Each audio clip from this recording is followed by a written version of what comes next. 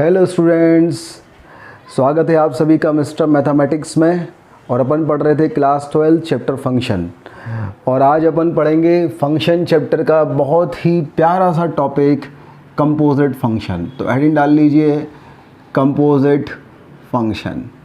आज अपन पढ़ने वाले हैं कंपोजिट फंक्शन। बहुत ही अच्छा कंसेप्ट होता है ये। अब देखो भैया, कंपोजिट फंक्शन क्या होता होगा? कंपोजिट फंक्शन का मतलब, composite function, composition of function, क्या मतलब दो फंक्शंस के बीच में कोई ऐसा ज्वाइन वगैरह कर देना, कुछ कंपोजिशन ऑफ फंक्शन कहलाता होगा। चलो देखते हैं अपन क्या कहला सकता है कंपोजिट फंक्शन। तो शुरुआत करते हैं अपन कंपोजिट फंक्शन की। हम कहते हैं भैया हमारे पास एक फंक्शन है f, ये एक फंक्शन है f, इसमें कुछ इनपुट हो रहा है और कुछ आउटपुट हो रहा है। और दूसरा हमारे पास ये फंक्शन है g, ये हमारे पास जो है ये कुछ इनपुट हो रहा है, कुछ आउटपुट हो रहा है। सवाल ये है, ये दो फंक्शन है, इन दो फंक्शन की दोस्ती को रिश्तेदारी में बदलने की जो कला है उसको कंपोजिट फंक्शन कहते हैं। अब ये जो दो फंक्शन है इनकी दोस्ती रिश्तेदारी में कैसे बदलेगी वो अपन को मैथमेटिकली सोचना है। चलिए, हमने कहा भाई फंक्शन f में इनपुट हो रहा है a, तो आउटपुट क्या जाएगा हमारे पास f ऑफ a। मान लेते हैं f ऑफ a की वैल्यू है b, तो फंक्शन a में अगर इनपुट हो रहा है a तो आउटपुट आ रहा है f ऑफ a मतलब b। अब फंक्शन g जो है g, इसमें इनपुट हो रहा है b, आउटपुट आ रहा है g ऑफ b, और g ऑफ b की वैल्यू क्या है c। अच्छा, तो देखो भाई कुंडली मैच करते हैं ना। यहाँ पे फंक्शन का जब भी कंपोजिशन होता है, जब फंक्शन की दोस्ती रिश्तेदारी में कन्वर्ट होती है तो उसकी कुछ कुंडली मैच करनी चाहिए, तभी होगा भाई दोस्ती रिश्तेदारी में कन्वर्ट। तो वो कुंडली मैच देखें कैसे हो सकती है, हो रही है कि नहीं हो रही है। हमने देखा ये दो फंक्शन थे, दुनिया के दो अलग अलग कोने में बैठे हुए दो फंक्शन हैं, एक है f और एक है g। f फंक्शन में इनपुट a हो रहा था, आउटपुट b आ रहा था। g में इनपुट b हो रहा था, आउटपुट c आ रहा था। तो क्या इन दोनों फंक्शन में कोई कुंडली मैच हो रही है?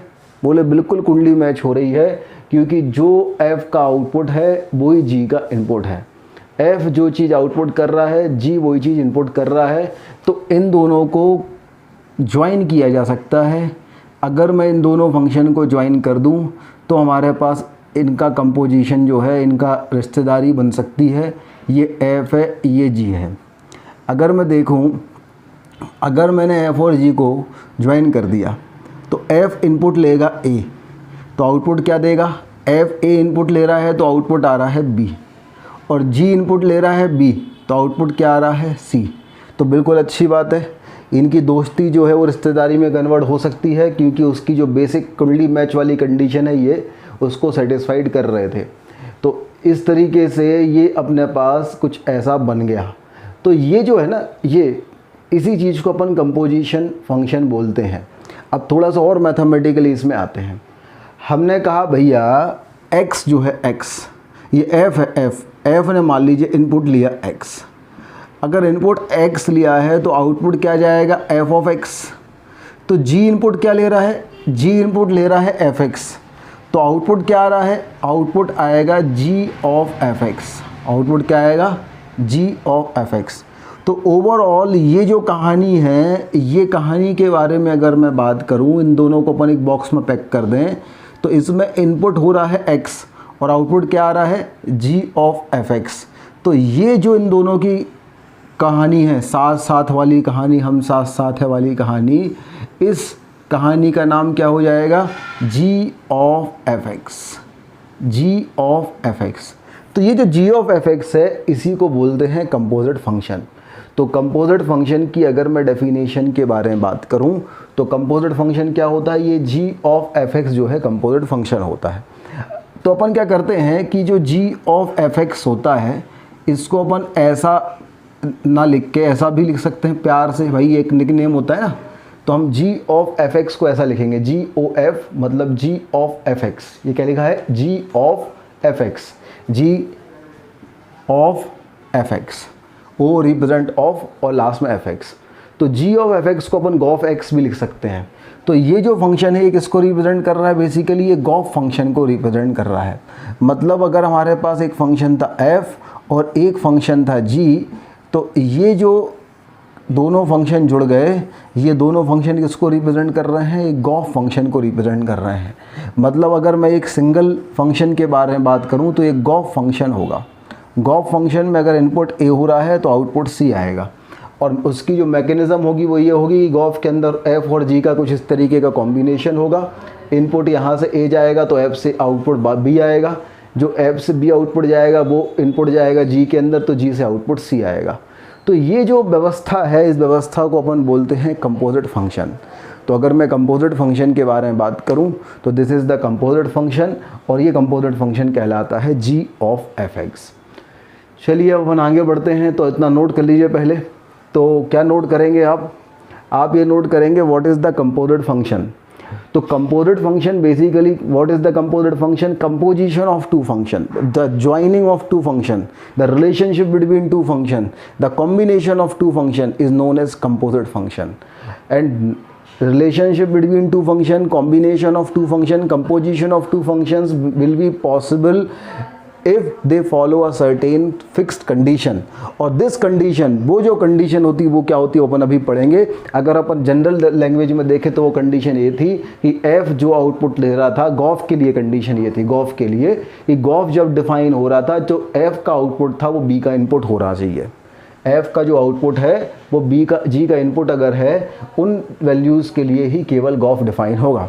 भाई गॉफ किस a के लिए डिफाइन होगा, gof is define for a for which जो output of f equal to input of g, है ना। तो अगर मैं देखूं what is the composition of function, तो composition of function is joining of two function, composition of function is mixing of two function, composition of function is relationship between two function, and it is represented by gOf x, g of fx को अपन क्या बोलते हैं, gOf x, and it is between some fixed condition, वो condition upon it is defined for some fixed condition, वो condition सभी अपन आगे जाके पढ़ेंगे। तो पहले इतना नोट कर लीजिए, फिर अपन आगे बढ़ते हैं। तो अपन ने देखा कि भाई एक general introduction of composition of function, सबसे पहली अपन ने जो हेडिंग पढ़ी, जो कंसेप्ट था वो था general introduction of composition of function. अब अपन आगे बढ़ते हैं। हमने देखा कि भाई हमारे पास एक फंक्शन है, कंपोजिशन फंक्शन है गॉफ। जो गॉफ एक कंपोजिशन फंक्शन है, अगर ये हमारे पास एक कंपोजिशन फंक्शन है गॉफ, तो ये कंपोजिशन फंक्शन गॉफ में कुछ इनपुट हो रहा था और कुछ आउटपुट हो रहा था। इसमें इनपुट हो रहा था a, तो आउटपुट आ रहा था c। हमें भाई जो आदमी बाहर से देख रहा है, उस बाहर से देखने में तो उसे यही समझ में आएगा कि गॉफ एक फंक्शन है, उसमें इनपुट a हो रहा है और आउटपुट c हो रहा है। लेकिन जब अंदर जाके देखा तो अंदर जाके उसका कॉम्बिनेशन किस तरीके से था कि जो ये a इनपुट था, ये a इनपुट एक फंक्शन f था, उसके पास जा रहा था। f जो है वो इनपुट a ले रहा था, तो जो आउटपुट उसका f ऑफ a आता वो f ऑफ a की वैल्यू b थी, और जो b आउटपुट आया उसको g ले रहा था, और g इनपुट b लेता है तो g ऑफ b की वैल्यू जो है वो क्या आ रही थी, c आ रही थी। तो इस तरीके से हमारे पास ये गॉफ का अंदर की मैकेनिज़्म थी। बाहर से देखने में तो गॉफ ऐसा लग रहा था कि भाई a इनपुट हो रहा है और b आउटपुट आ रहा है, लेकिन अंदर से हमने देखा तो a जब इनपुट हो रहा है तो f ऑफ a की वैल्यू आ रही थी b, फिर b इनपुट हो गया g में, तो g ऑफ b की जो वैल्यू आ रही थी वो आ रही थी c, इसलिए आउटपुट c आ रहा था। तो अब इसकी हम कंडीशन देखें प्रैक्टिकली कि भाई ये कब डिफाइन होगा। तो गॉफ के बारे में बात करूं मैं, तो गॉफ कब डिफाइन होगा, तो गॉफ ए की उन वैल्यूज़ के लिए डिफाइन होगा। Gof define for the values of a की उन वैल्यूज़ के लिए गॉफ डिफाइन होगा, ए की उन वैल्यूज़ के लिए गॉफ डिफाइन होगा जिन वैल्यूज़, जो ए की वैल्यू रखने पे जो आउटपुट आ रहा है वो आउटपुट जो है जी ले सके। समझिए बात। भाई हमने ए की वैल्यू रखी a1, यहाँ पे आउटपुट आया b1, जी b1 ले सकता है और आउटपुट c1 दे सकता है, तो कोई दिक्कत नहीं। फिर हमने a की वैल्यू रखी a2 और b की वैल्यू आ गई b2, जी b2 इनपुट ले सकता है और c2 आउटपुट दे सकता है, तो कोई दिक्कत नहीं। फिर हमने a की वैल्यू रखी a3 और हमारे पास b की वैल्यू आ गई b3, लेकिन मान लो कि जो b3 है b3 इनपुट ले ही नहीं सकता, तो जब b3 इनपुट g नहीं ले सकता होगा तो उस कंडीशन में a3 जो है वो इनपुट हम यहाँ से नहीं कर सकते। मान ले हम कि भाई जो g है उस g के डोमेन में b3 नहीं है, भाई ये तो डोमेन ऑफ जी है ना, ये जो B1 B2 B3 है ये हमारे पास क्या है, B1 B2 B3 are the range of f। भाई अगर मैं देखूं तो इस सेट से इस सेट के बीच में ये फंक्शन f हमारे पास डिफाइन हो रहा था। A1 रखने पे आंसर B1 आ रहा था, A2 रखने पे आंसर B2 आ रहा था और A3 रखने पे आंसर B3 आ रहा था। और ये जो सेट था, इस सेट से अगर इस सेट के बीच में हमारे पास फंक्शन g डिफाइन हो रहा था। अगर इसको मैं सेट कैपिटल A कह दूँ, कैपिटल B कह दूँ, कैपिटल C कह दूँ, तो यहाँ पे B1 रखने पे तो वैल्यू C1 आ रही थी, B2 रखने पे वैल्यू C2 आ रही थी, लेकिन B3 रखने पे वैल्यू कुछ नहीं आ रही थी। तो अगर हम देखें कि भाई जब मैंने A1 इनपुट किया तो या F ने आउटपुट दिया B1, फिर हमने देखा जी B1 इनपुट ले सकता है, तो जी B1 इनपुट ले लेगा। जी B1 इनपुट ले सकता है मतलब जो B1 है वो जी के डोमेन में था, तो जी ने उसको ले लिया, तो हमारे पास आउटपुट क्या आ गया C1। देखो कहानी ये हो रही है, यहाँ खड़ा है F, यहाँ खड़ा है G। F ने सबसे पहले A लिया और आउटपुट दे दिया B1। अब G यहाँ पे खड़ा था, G ने देखा भैया क्या आया, B1 आया, तो G ने देखा क्या B1 उसके डोमेन में है, क्या B1 वो ले सकता है। अगर वो B1 ले सकता है तो क्या करेगा, वो B1 ले लेगा और आउटपुट क्या दे देगा, C1 दे देगा। मतलब A का जो आउटपुट था B1 वो क्या था, range of A, range of A, और वो B1 उसने ले लिया, किसने, G ने, तो वो क्या हो गया, डोमेन ऑफ G। मतलब अगर range of F equal to हो गया डोमेन ऑफ G, तो जिन वैल्यूज़ के लिए इनपुट की A की जिन वैल्यूज़ के लिए range of F equal to domain of G है, वो एक ही वैल्यूज़ के लिए तो गॉफ डिफाइन है। अब A की एक वैल्यू ली, मान लीजिए ये वैल्यू ली A3, ये वैल्यू F ने दी A3, तो F ने जैसे ही A3 इनपुट लिया तो आउटपुट क्या आ गया, आउटपुट आ गया B3। अब A B3 हाथ में लिया है, G से बोला ले भाई ले, B3 लेकिन जी बोल रहा भाई मैं ये ना लेता, ये ना खाता, मैं ये मेरे डोमेन में ही नहीं है B3, तो क्या होगा, F लेके थोड़ा ना बीच में बैठा रहेगा। F बोलेगा भैया A3 टू गॉफ के डोमेन में ना आएगा। समझ गए ना भाई, एक है F और एक है G, ठीक है ना। तो ये दोनों दोस्त अगर रूममेट हैं, A1 जो है, तो समझ गए ना भाई, ये तो जो है A1 लेके B1 देता है, लेकिन B1 ये नहीं लेता, तो फिर क्या होगा, ये बोल देगा भाई A1 डोमेन में ही नहीं आएगा। A से निकला B3, F से निकला B3, F ने A3 लिया, B3 निकाला। अब B3 जो है वो G ले ही नहीं रहा है, वो दे रहा है, वो ले ही नहीं, बोले भाई मेरे डोमेन में नहीं, मैं ना ले सकता। जब तेरे डोमेन में नहीं है तो फिर तू ना लेगा B3, तो F कहेगा भाई A3 तू जो है गॉफ के डोमेन में तो नहीं आ सकता, तू F के डोमेन में तो आ सकता है, लेकिन तू गॉफ के डोमेन में नहीं आ सकता, क्योंकि गॉफ के डोमेन में तो केवल एक ही वो वैल्यूज़ आएंगी जिनके जो आउटपुट्स हैं वो G ले सकता है। मतलब भावना इतनी ही समझ में आई कि भाई साहब ये गॉफ डिफाइन कब होगा, तो जे गॉफ डिफाइन जब होगा, जे गॉफ डिफाइन x की उन वैल्यूज़ के लिए होगा जिनका जो आउटपुट, जिनका जो रेंज ऑफ fx है, रेंज ऑफ fx जो है वो डोमेन ऑफ G हो जाए। मतलब जो गॉफ है वो डिफाइन कब होगा, तो गॉफ डिफाइन जब होगा जब हमारे पास या तो पूरी की पूरी range of fx equal to domain of G आ जाए, और अगर मान लो range of fx domain of G नहीं आया तो यहाँ पे डोमेन ऑफ f आपको कम करना पड़ेगा। आई बात समझ में भाई, हमने ये देखा, या हम ये कहें गॉफ डिफाइन कब होगा, तो गॉफ A की उन वैल्यूज़ के लिए डिफाइन होगा जिनका outputs with respect to f G का डोमेन हो। सही बात है। तो ये अपन ने बेसिक सी चीज़ समझी। तो यहाँ से हमारे पास आया कि भाई पहला केस हमने लिया, हमने कहा अगर ऐसा है कि range of f just equal to है डोमेन ऑफ G, तो क्या यहाँ पे गॉफ डिफाइन होगा, तो बिल्कुल डिफाइन होगा भाई। रेंज ऑफ f मतलब f जो आउटपुट दे रहा है धड़ वो सब चीज़ें G ले रहा है, ले अंदो, तो कोई दिक्कत ही नहीं है।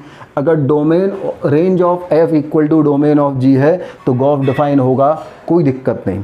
दूसरा केस अपन ने देखा भैया ऐसा है, अगर range of f is less than domain of G है, फिर क्या करोगे भाई। Range of f is less than domain of G है, मतलब ये यहाँ पे इसने कहा B3, तो B3 तुम लेते हो क्या भाई। देखो इस भावना को समझो जरा, रेंज ऑफ f जो है वो छोटी है भाई, जो G है वो जी जो है, जी अगर मैं जी के बारे में बात करूं तो जी जो है वो B1 भी ले सकता है, B2 भी ले सकता है, B3 भी ले सकता है, B4 भी ले सकता है, B5 भी ले सकता है, B6 भी ले सकता है, B7 भी ले सकता है।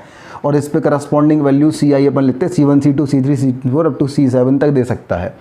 लेकिन जो है F की जो रेंज है वो B1 B2 B3 तक ही है, तो C1 C2 C3 C4 up to C7। तो क्या गॉफ डिफाइन होगा? बिल्कुल डिफाइन होगा। भाई यहाँ पे जी खड़ा है, उसने कहा ला भाई F तेरी क्या क्या औकात है? उसने कहा हाँ मैं B1 दे सकता हूँ। बोले दे दे मैं लेता हूँ। बोले B2 दे सकता हूँ। बोले दे दे मैं वो भी ले सकता हूँ। बोले B3 दे सकता हूँ। बोले दे दे मैं वो भी ले सकता हूँ। बोले और कुछ देगा? मेरा पेट बहुत बड़ा है, और कुछ दे सकता है? बोले मैं तो B4 भी ले सकता हूँ, B5 भी, B6 भी, B7 भी, B8 भी, B9 भी, सब ले सकता हूँ। है तेरे? बोले नहीं भाई, मेरे पास तो जो है वो केवल B3 तक ही है। ठीक है, B3 तक ही है ना तेरे पास, तो अपना गॉफ डिफाइन है, रिश्ता बच जाएगा। तो रिश्ता बच गया भाई साहब F और G के बीच का। अगर range of F is less than domain of G था तो रिश्ता बच गया, ये गॉफ डिफाइन होगा। लेकिन अगर ऐसा हो जाता, कैसा होता? लेकिन अगर ऐसा हो जाए कि range of F should be greater than domain of G। F की रेंज जो है वो बहुत बड़ी है। F कह रहा है भैया ऐसा है, मैं तो A4 लेता हूँ और B4 देता हूँ, मैं तो A5 लेता हूँ और B5 देता हूँ, तो मेरी रेंज इतनी है। लेकिन G जो है वो G कहता है भैया मैं तो बड़ा कम खाता हूँ, केवल B1 पे C1 देता हूँ और B2 लेता हूँ तो C2 देता हूँ, बस इतना देता हूँ। अब दिक्कत हो जाएगी। भाई यहाँ खड़े थे जी, हम बड़े डरे सहमे से, बोलते भैया मैं तो B1 लूँगा और C1 दूँगा और B2 लूँगा और C2 दूँगा, उसके अलावा मैं कुछ ले ही नहीं सकता, मेरे डोमेन में ही नहीं है। वहाँ खड़ा था बड़ा ताकतवर F कह रहा मैं तो B1 भी दे सकता हूँ, B2 भी दे सकता हूँ, B3 भी दे सकता हूँ, B4 भी दे सकता हूँ, B5 भी दे सकता हूँ। फिर तो भाई जी बोलेगा कि भाई फिर क्या, तू B3 देगा, मैं तो लूँगा ही नहीं, तो फंक्शन नॉट डिफाइन हो जाएगा A3 पे। तो B4 देगा, मैं लूँगा ही नहीं, तो A4 पे ही फंक्शन नॉट डिफाइन हो जाएगा। तो B5 देगा, मैं लूँगा ही नहीं, तो A5 पे ही फंक्शन नॉट डिफाइन हो जाएगा। तो अगर range of F greater than domain of G है, और तो उस कंडीशन में अगर पूरा का पूरा डोमेन ऑफ F के लिए आप फंक्शन डिफाइन करो तो होगा ही नहीं। तो फिर कब होगा? जब F को सेक्रीफाइस करना पड़ेगा, F को अपना डोमेन छोटा करना पड़ेगा, तब डिफाइन होगा। सही बात है। तो अगर मैं कहूँ इस कंडीशन में, तो इस कंडीशन में गॉफ डज नॉट एग्जिस्ट होगा। इसमें तो होगा, इसमें गॉफ डज नॉट एग्जिस्ट होगा जब आप F का पूरा डोमेन लेना चाहेंगे। तो बोलेंगे नहीं हमें तो ये कंडीशन है और डिफाइन करना ही है। नहीं भैया, रिश्ता तो चलानी, डिफाइन करना ही है, तो कैसे करोगे? बोले तो भाई साहब ऐसे करोगे कि F को अपना डोमेन डिफाइन तो होगा, लेकिन F का जो डोमेन है कुछ कम करना पड़ेगा अपन को। ये डोमेन में से A3 A4 A5 अलग करने पड़ेंगे, क्योंकि उसके लिए फंक्शन डिफाइन नहीं था। तो बात यूँ है कि अगर गॉफ है तो गॉफ डिफाइन कब है? तो गॉफ डिफाइन जो है, अगर मैं बात करता हूँ गॉफ डिफाइन कब होगा, तो गॉफ डिफाइन कब होगा इसके बारे में अगर अपन बात करें तो गॉफ डिफाइन होगा तो अपन पहले F लिख लें फिर G लिख लें। तो ये डोमेन ऑफ F है, ये रेंज ऑफ F है, ये डोमेन ऑफ G है, ये रेंज ऑफ G है। तो हमारे पास जो गॉफ है वो डिफाइन होगा, इन दोनों में तो रिलेशन होगा। तो गॉफ डिफाइन होगा डोमेन ऑफ F से रेंज ऑफ G में। कब होगा? जब रेंज ऑफ F या तो equal to domain of G हो, या सबसेट ऑफ, या तो equal set of domain of G हो, या subset of domain of G हो। अगर range of F is equal set और subset of domain of G है, तो फिर गॉफ पूरे के पूरे डोमेन ऑफ F में डिफाइन होगा और रेंज ऑफ G जो है उसकी रेंज होगी। इसमें तो कोई शंका नहीं है। लेकिन अगर ऐसा आ गया, लेकिन अगर इस वाली कंडीशन में, ये तो कोई दिक्कत ही नहीं है ना। लेकिन अगर ऐसा आ गया, हमने कहा अगर range of F is superset या greater than domain of G, मतलब domain of G is subset of range of F, अगर ऐसा हो जाता है तो उस कंडीशन में क्या होगा? तो उस कंडीशन में डोमेन ऑफ, पूरे के पूरे डोमेन ऑफ F के लिए गॉफ डिफाइन नहीं होगा, गॉफ डिफाइन होगा subset of domain of F के लिए। तो उस कंडीशन में जो गॉफ डिफाइन होगा वो डोमेन ऑफ F के लिए डिफाइन नहीं होगा, अपन उसमें एक डैश लगा लेते हैं, उससे डिफाइन होगा, और उसकी जो है रेंज ऑफ G में डिफाइन होगा। और डोमेन ऑफ F डैश का मतलब है subset of domain of F। आई बात समझ में? अगर ऐसी कंडीशन हो रही है कि range of F should be greater than domain of G, domain of ji should be subset of range of F, तो उस कंडीशन में डोमेन ऑफ एफ की पूरी वैल्यूज़ के लिए गॉफ डिफाइन नहीं होगा। गॉफ डिफाइन अगर होगा तो हमें उन वैल्यूज़ के लिए होगा, कुछ values of domain of F के लिए होगा, मतलब subset of domain of F के लिए होगा। तो this is the condition to define a composite function. दो फंक्शंस के बीच के रिलेशनशिप को डिफाइन होने के लिए कुछ कंडीशंस होती हैं। देखो भैया कितनी बड़ी बात कह दी कि दो फंक्शन हैं, उनको भी आपस में अगर दोस्ती करना है ना, दोस्ती करना है तो उसके कुछ कंडीशंस होती हैं। फिर इंसानों के बीच में तो होंगे ही कुछ ना कुछ सेक्रीफाइस, कुछ ना कुछ मतलब कॉम्बिनेशन, कुछ ना कुछ कुंडली मैच होनी चाहिए, है ना, तब दो फंक्शंस का रिलेशन डिफाइन होता है। तो इंसानों में तो फिर होना ही चाहिए। चलो नोट कर लीजिए यहाँ तक। तो भैया ऐसा है, अपन ने पढ़ा था जो जी ऑफ एफ एक्स होता है, जी ऑफ एफ एक्स को अपन प्रेम पूर्वक कहते हैं गॉफ एक्स। तो एक होता है एफ ऑफ जी एक्स, तो एफ ऑफ जी एक्स को प्रेम पूर्वक अपन कहेंगे फॉग एक्स। एक होता है जी ऑफ जी एक्स, तो जी ऑफ जी एक्स को अपन प्रेम पूर्वक कहेंगे गॉग एक्स। एक होता है एफ ऑफ एफ एक्स, तो एफ ऑफ एक्स को अपन प्रेम पूर्वक कहेंगे फॉफ एक्स। मतलब अगर ऐसा लिखा है, मान लो f1 of f2 of f3 of f4x, तो इसको अपन लिखेंगे f1 of f2 of f3 of f4x। तो ये भैया इनको लिखने की, प्रेम पूर्वक लिखने की कला है। इसको नोट कर लीजिए कि इस तरीके से अपन कंपोजिट फंक्शन को लिखते हैं। ठीक है। दूसरी चीज़ ये है, कंपोजिट फंक्शन डिफाइन जब होगा तो अपन ने उसकी कंडीशन सीख ली। अब जब भी अपन कंपोजिट फंक्शन के बारे में बात करेंगे तो मैथमेटिकली हमें ये चेक करना पड़ेगा कि वो कंपोजिट फंक्शन डिफाइन है कि नहीं है। तो जब हम गॉफ को डिफाइन करते थे तो अपन पहले एफ लिखते थे, फिर जी लिखते थे, फिर अपन यहाँ लिखते थे डोमेन ऑफ एफ से रेंज ऑफ एफ, फिर अपन लिखते थे डोमेन ऑफ जी से रेंज ऑफ जी, और हम कहते थे इन दोनों के बीच में रिलेशन होगा तो जो गॉफ है वो डिफाइन होगा डोमेन ऑफ एफ से रेंज ऑफ जी, और रिलेशन क्या होगा कि range of F must be less then और इक्वल टू डोमेन ऑफ जी, तब ये डिफाइन होगा जिसका डोमेन जो है वो डोमेन ऑफ एफ होगा, रेंज ऑफ जी होगा। अच्छा, दूसरी चीज़, अगर हमारे पास फॉग कहा जाता फॉग, तो पहले अपन लिखते जी, फिर अपन लिखते एफ, तो ये हमारे पास डोमेन ऑफ जी और ये होता रेंज ऑफ जी, और ये हमारे पास होता डोमेन ऑफ एफ और ये होता रेंज ऑफ एफ। अब हमारे पास ऐसा आ जाए कि हमारे पास जो फॉग है वो डिफाइन होगा डोमेन ऑफ जी से रेंज ऑफ एफ। कब होगा? जब range of ji should be equal set और subset of domain of F. तो इस तरीके से अपन रिलेशंस को डिफाइन करते हैं, रिलेशन को डिफाइन करेंगे तब होगा। चलिए, इनके बीच में ये रिलेशन डिफाइन होगा तभी ये फॉग और गॉफ जो है वो डिफाइन होगा। अच्छा, अगर मान लो हमारे पास फॉफ डिफाइन करना है, एफ ऑफ एफ एक्स, तो हम यहाँ एफ लिखेंगे, यहाँ एफ लिखेंगे, तो हमारे पास हमने लिखा डोमेन ऑफ एफ और ये लिखा रेंज ऑफ एफ, फिर हमने लिखा डोमेन ऑफ एफ, फिर हमने लिखा रेंज ऑफ एफ। अब रिलेशन जो होगा वो इन दोनों के बीच में होगा डोमेन और रेंज के, मतलब जो रेंज ऑफ एफ है वो या तो equal to domain of F हो या रेंज ऑफ एफ जो है वो subset of domain of F हो। तो इसका मतलब ये है, ये जो फंक्शन एफ है ना वो सेट ए से ए के बीच में डिफाइन हो, तो सेट ए से ए के बीच में अगर डिफाइन होगा तो ये हमारे पास कंडीशन सेटिस्फाइड करेगी। तो इस कंडीशन में हमारे पास फॉग जो है फॉफ, ये डिफाइन होगा डोमेन ऑफ एफ से रेंज ऑफ एफ में। सही बात है।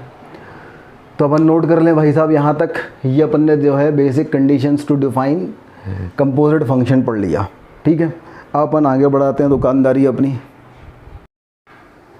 अब इसके बाद बिल्कुल बोर्ड वाला कंसेप्ट, बोले भैया ऐसा है, ये हमारे पास एक फंक्शन है एफ एक्स, ये फंक्शन है ई का पावर एक्स, एक फंक्शन है जी एक्स, ये फंक्शन हमारे पास है मान लीजिए log x to the base e. बताओ फॉग डिफाइन होगा, फॉग ऑफ एक्स डिफाइन होगा कि नहीं होगा, तो निकाल दो।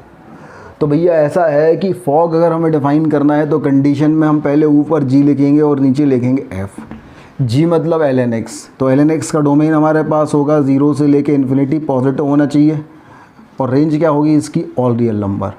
फिर एफ एक्स आओ, एफ एक्स मतलब ई की पावर एक्स, इसका डोमेन क्या है, ऑल रियल नंबर, और रेंज क्या होती है इसकी, 0 से लेके इन्फिनिटी, ई की पावर एक्स की वैल्यू ऑलवेज पॉजिटिव होती है। तो ये दोनों इक्वल हैं। अगर ये दोनों इक्वल हैं तो बिल्कुल गॉफ डिफाइन होगा और उसका जो डोमेन है वो 0 से इन्फिनिटी होगा और इसकी जो रेंज है वो भी 0 से इन्फिनिटी होगी। यस, ये डिफाइन होगा। तो ये अपन ने डिफाइनिंग की कंडीशन चेक कर ली। अब अपन देखेंगे निकालते कैसे भाई, मतलब क्या है इसका। तो बहुत ही आसान है भाई, हमें फॉग निकालना है ना, फॉग। एक मिनट, ये फॉग होगा, पहले ऊपर एफ लिखा नीचे जी लिखा, तो ये क्या होगा, फॉग होगा। अब फॉग निकालना है तो देखो बहुत ही आसान है भाई। एफ एक्स की वैल्यू अगर ई का पावर एक्स है तो आप एफ ऑफ 1 निकालते तो जहाँ एक्स है वहाँ 1 पुट कर देते। अगर आप एफ ऑफ 2 निकालते तो जहाँ जहाँ एक्स है वहाँ वहाँ आप 2 पुट कर देते। अगर आप एफ ऑफ लेमडा निकालते तो जहाँ जहाँ एक्स है वहाँ वहाँ आप लेमडा पुट कर देते। तो अगर आप एफ ऑफ जी निकालते तो जहाँ जहाँ एक्स है वहाँ आप जी पुट कर देते। तो अगर एफ ऑफ जी एक्स निकालते तो जहाँ जहाँ एक्स है वहाँ वहाँ आप जी एक्स पुट कर देते। तो फॉग एक्स की जो वैल्यू आती वो हमारे पास क्या आती, ई का पावर जी एक्स, और जी एक्स की वैल्यू हम रख देते। जी एक्स की वैल्यू क्या है, एल एन एक्स, और ई का पावर एल एन एक्स मतलब क्या हो जाएगा, एक्स। तो जो फॉग हमारे पास है फॉग एक्स, इसकी वैल्यू एक्स हो जाएगी। लेकिन ध्यान रखें इसकी वैल्यू एक्स तो होगी लेकिन ऑल रियल नंबर के लिए डिफाइन नहीं होगा, डिफाइन होगा केवल 0 से इन्फिनिटी में, और आउटपुट भी इसका 0 से इन्फिनिटी आएगा। मतलब अगर मैं फॉग का ग्राफ बनाऊंगा तो y इक्वल टू एक्स का ग्राफ तो पूरी की पूरी ये लाइन होती है, लेकिन ये पूरी की पूरी लाइन इसका ग्राफ नहीं होगा क्योंकि इसका डोमेन तो 0 से इन्फिनिटी 0 पे ओपन है। तो इसका जो ग्राफ होगा वो केवल 0 से इन्फिनिटी 0 पे ओपन, ये वाला ग्राफ जो है वो इसका ग्राफ होगा। तो इस तरीके से अपन कंपोजिट फंक्शन निकालते हैं। नोट करें यहाँ तक।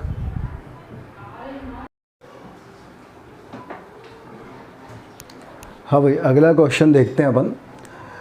बोला गया है कंपोजिट फंक्शन का एक बहुत इजी सा क्वेश्चन हमने लिया है कि एक f एक फंक्शन है वो डिफाइन एक सेट 2 3 4 5 से 2 3 4 5 9 और g डिफाइन है 3 4 5 9 से 7 11 15। f ऑफ 2 की वैल्यू 3, f ऑफ 3 की वैल्यू 4, f ऑफ 4 और f ऑफ 5 की वैल्यू 5, g ऑफ 3 की वैल्यू, g ऑफ 4 की वैल्यू 7, g ऑफ 5 और g ऑफ 9 की वैल्यू 11, g ऑफ f निकालना है। तो भाई अगर अपन देखें, अगर मैं ऐसा करता हूँ कि मैं ये 2 3 4 5 को सेट A ले लूँ और 3 4 5 9 को मैं सेट B ले लूँ, फिर 3 4 5 9 को मैं सेट B ले लूँ और 7 9 15 को मैं सेट C ले लूँ, तो हमारे पास क्वेश्चन क्या है, क्वेश्चन ये है कि सेट A से सेट B में एक फंक्शन f डिफाइन है। यहाँ पे हमारे पास है 2 3 4 5 और यहाँ पे है 3 4 5 9। बोला गया है f ऑफ 2 की वैल्यू जो है वो 3 है, फिर बोला गया है f ऑफ 3 की वैल्यू जो है वो 4 है, f ऑफ 4 की वैल्यू 5 है और f ऑफ 5 की वैल्यू भी 5 है। तो इस तरीके से ये फंक्शन f डिफाइन है। अगर मैं फंक्शन g के बारे में बोलूँ तो फंक्शन g जो है वो सेट B से सेट C में डिफाइन है फंक्शन g, और ये हमारे पास यहाँ पे है 3 4 5 9 और यहाँ है 7 11 15। अब अगर अपन देखें तो हमारे पास क्या हो रहा है, ये हमारे पास है g of 3 equal to G of 4 equal to 7, g of 3 की वैल्यू भी 7 है, g ऑफ 4 की वैल्यू भी 7 है, और g of 5 equal to G of 9 equal to 11, g of 5 equal to G of 9 equal to 11। अगर ऐसा है तो हमें गॉफ निकालना है। तो भाई अगर हम गॉफ निकालते हैं तो गॉफ कब होता है भाई, तो गॉफ होता है, अगर मैं गॉफ के बारे में बात करूं तो गॉफ फंक्शन अगर हम देखें तो गॉफ हमें बनाना है। तो गॉफ फंक्शन कैसे बनता है, गॉफ फंक्शन होता है g ऑफ एफ एक्स, मतलब इसके अंदर की मैकेनिज़्म पहले f जुड़ा रहता है फिर हमारे पास g जुड़ा रहता है। कुछ इस तरीके से f और g जोड़ते हैं तो गॉफ बनता है। यहाँ से x जाएगा तो आउटपुट आ जाएगा fx और यहाँ fx जाएगा तो आउटपुट आ जाएगा g ऑफ fx, ये होता है। तो अगर मैं f और g को जोड़ता हूँ तो हमारे पास, अगर गॉफ के बारे में बात करूँ तो g जो है, g गॉफ है ना, कहाँ लिखूँ, यहाँ लिख देता हूँ है ना। तो अगर मैं गॉफ के बारे में बात करूँ भाई, तो गॉफ के बारे में अगर बात करूँ तो पहले मैं f लिखूँ फिर मैं g लिखूँ, ठीक है। f डिफाइन हमारे पास है a से लेके b और g डिफाइन हमारे पास है b से लेके c, ये दोनों कॉमन है। तो गॉफ डिफाइन हमारे पास होगा a से लेके c। तो ए से लेके सी में अपन ने गॉफ डिफाइन कर दिया, ठीक है। ए हमारे पास है 2, 3, 4, 5 और सी हमारे पास है 7, 11 और 15। मैकेनिज़्म समझिए इसका, तो मैकेनिज़्म कुछ ऐसा होगा कि पहले एफ जुड़ा रहता है, फिर उसके बाद जी जुड़ा रहता है। यहाँ से x इनपुट होगा तो बाहर आउटपुट आ जाएगा fx, और यहाँ से fx इनपुट होगा तो बाहर आ जाएगा गॉफ x। अब हमने यहाँ से इनपुट किया सबसे पहले 2। अगर हमने 2 इनपुट किया तो यहाँ आउटपुट क्या जाएगा f ऑफ 2, और f ऑफ 2 की वैल्यू क्या है 3, और g में अब क्या इनपुट होगा 3, और जब g में 3 इनपुट होगा तो आउटपुट क्या जाएगा 7। g ऑफ 3 की वैल्यू क्या जाएगी 7। तो हमारे पास x की वैल्यू 2 इनपुट करने पे जो आउटपुट आएगा वो हमारे पास क्या जाएगा 7। तो एक तरीका तो ये है इसको समझने का, भाई हमारे पास 2 इनपुट हुआ तो आउटपुट आया f ऑफ 2। f ऑफ 2 मतलब आ गया f ऑफ 2 की वैल्यू हमने देखी 3 अगर हमने देखा 3 यहाँ g में इनपुट हुआ, तो 3 जब g में इनपुट हुआ तो आउटपुट आया 7। तो जब हमने इनपुट किया 2 तो आउटपुट आया 7, इनपुट किया 2 तो आउटपुट आया 7। अब हमने इनपुट करना है 3, इनपुट हमने किया 3, इनपुट 3 किया तो आउटपुट आ गया f ऑफ 3, और f ऑफ 3 की वैल्यू क्या है 4, तो आउटपुट आया 4। ये जो f से आउटपुट 4 आया ये g के अंदर जाएगा, तो g में जब इनपुट 4 होगा तो आउटपुट क्या आएगा 7। तो हमारे पास जब इनपुट 3 हो रहा है तो आउटपुट 7 आ रहा है, तो 3 पे भी 7 आ गया। फिर आप 4 देखो, जब मैंने यहाँ इनपुट किया 4 तो आउटपुट हमारे पास आएगा 5। ये 5 इनपुट होगा g में तो आउटपुट हमारे पास आ जाएगा 11। तो 4 इनपुट करने पे 5 आया, और 5 इनपुट करने पे 11 आया, तो 4 इनपुट करने पे फाइनल हमारे पास क्या आ गया 11। फिर हमने इनपुट किया 5 इनपुट करने पे ये f का आउटपुट आया 5, ये f का आउटपुट 5 फिर गया g के पास, तो g में जब 5 इनपुट होगा तो आउटपुट क्या आएगा 11। तो ये 5 आउटपुट भी हमारे पास क्या आ गया 11। तो कुछ इस तरीके से a से c में ये हमारे पास गॉफ हो गया डिफाइन। तो एक तो हम इसे इस तरीके से समझ सकते हैं, और इस तरीके से नहीं समझना हो तो थोड़ा सा विदाउट मैपिंग अगर हमें करना है तो उसका तरीका देखिए। पहला इतना नोट कर लीजिए। अब विदाउट मैपिंग देखें अपन। विदाउट मैपिंग अगर अपन देखें तो हमारे पास ये चीज़ तो क्लियर हो गई कि जो g है वो a से c में डिफ़ाइन होगा, जो गॉफ है वो a से c में डिफ़ाइन होगा। तो गॉफ हमें डिफ़ाइन करना है a से लेके c में। अब a में इनपुट है 2, 3, 4, 5, मतलब हमें गॉफ ऑफ 2 की वैल्यू निकालनी है। गॉफ ऑफ 2 का मतलब g ऑफ f2, और f ऑफ 2 की वैल्यू अगर हम देखें तो f ऑफ 2 की वैल्यू हमें गिवन है 3, तो हमारे पास ये वैल्यू आ गई g ऑफ 3, और g ऑफ 3 की वैल्यू हमें गिवन है g ऑफ 3 इक्वल टू 7, तो गॉफ ऑफ 2 की वैल्यू हमारे पास आ गई 7। फिर a का अगला एलिमेंट हमने लिया, तो a का पहला एलिमेंट 2 ले चुके हैं, a का अगला एलिमेंट है 3, तो गॉफ 3 मतलब हो गया g ऑफ f3, और f ऑफ 3 की जो हमारे पास वैल्यू है वो है 4, तो ये वैल्यू हमारे पास आ गई g ऑफ 4, और g ऑफ 4 की जो वैल्यू हमारे पास है वो क्या है, g ऑफ 4 की वैल्यू भी 7 है, तो गॉफ ऑफ 3 की वैल्यू भी हमारे पास 7 आ गई। फिर हमने कहा गॉफ, पहला a का इनपुट 2 ले लिया, दूसरा 3 ले लिया, अब इनपुट हमें लेना है 4, तो गॉफ 4 मतलब g ऑफ f4, और g ऑफ f4 अगर अपन देखें तो f ऑफ 4 की वैल्यू है 5, तो ये वैल्यू हमारे पास आ गई g ऑफ 5, और g ऑफ 5 की जो वैल्यू है वो ये है g ऑफ 5 की वैल्यू 11, तो ये हमारे पास आ गया 11, तो गॉफ 4 की वैल्यू आ गई 11। फिर हमने अगला एलिमेंट लिया, तो हमने सेट a का हमने 2 ले लिया, 3 ले लिया, 4 ले लिया, अगला एलिमेंट इनपुट लेंगे 5, गॉफ 5 मतलब g ऑफ f ऑफ 5, और f ऑफ 5 की अगर अपन वैल्यू देखें तो f ऑफ 5 की वैल्यू है 5, तो ये आ गया g ऑफ 5। तो g ऑफ 5 की और वैल्यू देखें तो g ऑफ 5 की वैल्यू है 11, तो ये हमारे पास आ गया 11। तो अगर हम देखें तो हमारे पास इस तरीके से हमने गॉफ डिफ़ाइन कर दिया। तो gof is defined from a to c such that gof of 2 की वैल्यू 7, गॉफ ऑफ 3 की वैल्यू 7, गॉफ ऑफ 4 की वैल्यू 11, गॉफ ऑफ 5 की वैल्यू 11। ये क्वेश्चन इजी क्वेश्चन आपको केवल कंसेप्ट बिल्डअप करने के लिए करवाए जा रहे हैं, ठीक है। हालांकि ये एनसीईआरटी का सॉल्व एग्जाम्पल है, तो नोट कर लीजिए। ये आगे बढ़ते हैं। हाँ भाई, नेक्स्ट क्वेश्चन देखिए। बोला गया है एक फंक्शन f डिफाइन है r से r, g डिफाइन है r से r, f(x) से cos x, gx से 3x², गॉफ और फॉग निकालना है, चेक करना है इक्वल होगा कि नहीं होगा। चलिए अपन निकालना शुरू करते हैं। तो सबसे पहले अपन निकालते हैं फॉग। अगर मैं फॉग निकालूंगा तो मुझे पहले ऊपर लिखना पड़ेगा g, फिर लिखना पड़ेगा f। अब g जो है वो है 3x², इसका डोमेन ऑल रियल नंबर दिया है, और 3x² अगर दिया है तो इसकी रेंज जो है वो क्या आएगी, 0 से लेके इन्फिनिटी इसकी रेंज आएगी, क्योंकि x² ऑलवेज पॉजिटिव होता है। अब f जो है f cos x, इसका डोमेन तो ऑल रियल नंबर होता है और ऑल रियल नंबर ही दिया है, और इसकी रेंज जो होती है वो -1 से +1 होती है। अगर हम देखें तो ये जो हमारे पास है ये डिफाइन होगा कि नहीं होगा, तो ये चीज़ इसकी सबसेट होनी चाहिए, इक्वल सेट होनी चाहिए। तो है भाई range of g is subset और equal set of range of g is subset और equal set of domain of f। तो बिल्कुल है, कोई दिक्कत नहीं है, कोई दिक्कत नहीं है। तो हमारे पास जो फंक्शन है वो डिफ़ाइन होगा।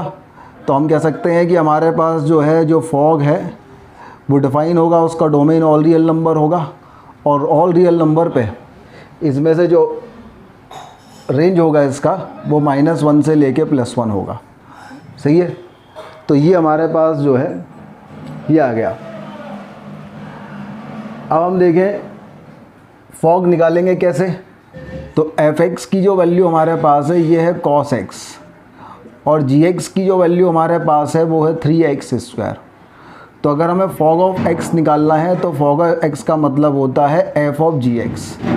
तो f(x) में जहाँ x है वहाँ gx रखेंगे, तो ये हो जाएगा cos of gx। cos of gx मतलब हो जाएगा cos ऑफ 3x²।